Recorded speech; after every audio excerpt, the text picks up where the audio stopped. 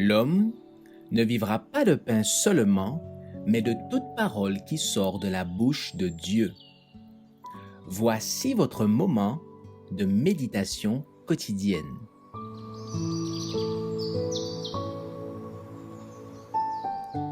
Maranatha. Le 9 juillet. Condamné à mort.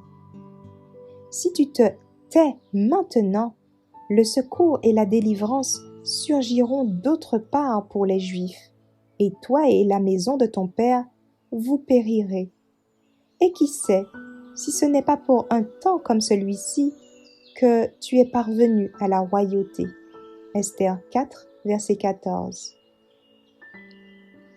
Des événements extraordinaires sont sur le point de se produire dans le monde.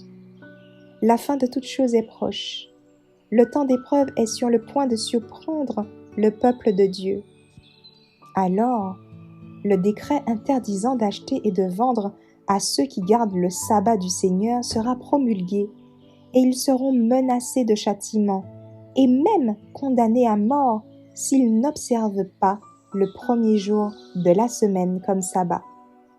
Le décret qui doit être proclamé contre le peuple de Dieu sera très similaire à celui qui fut promulgué par Assuérus contre les Juifs à l'époque d'Esther.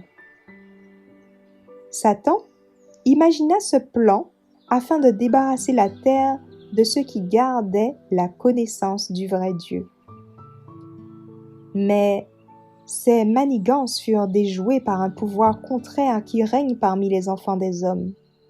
Le monde protestant d'aujourd'hui voit dans le petit groupe des observateurs du sabbat un Mardochée qui se tient à la porte. Le caractère et la conduite de ceux qui respectent la loi de Dieu sont un perpétuel reproche envers ceux qui ont rejeté la crainte du Seigneur et qui foulent aux pieds le jour du sabbat. Par tous les moyens possibles, il faut se débarrasser de l'intrus indésirable. Le même esprit magistral qui complota contre les fidèles dans les siècles passés persiste à vouloir libérer la terre de ceux qui craignent Dieu et obéissent à sa loi. Satan excitera l'indignation contre l'humble minorité qui, en connaissance de cause, refusera d'accepter les coutumes et les traditions populaires. Des hommes influents se joindront à ceux qui rejettent la loi et qui ont une conduite dépravée pour persécuter le peuple de Dieu. N'ayant aucune déclaration claire et indiscutable des Écritures pour confondre les défenseurs du sabbat biblique, ils recourront à des lois oppressives. C'est sur ce champ de bataille que se déroulera le dernier grand conflit de lutte engagé entre la vérité et l'erreur. Nous ne sommes pas laissés dans le doute quant au résultat. Maintenant, comme au jour de Mardochée, le Seigneur justifiera sa vérité et son peuple. Merci d'avoir écouté cette présentation.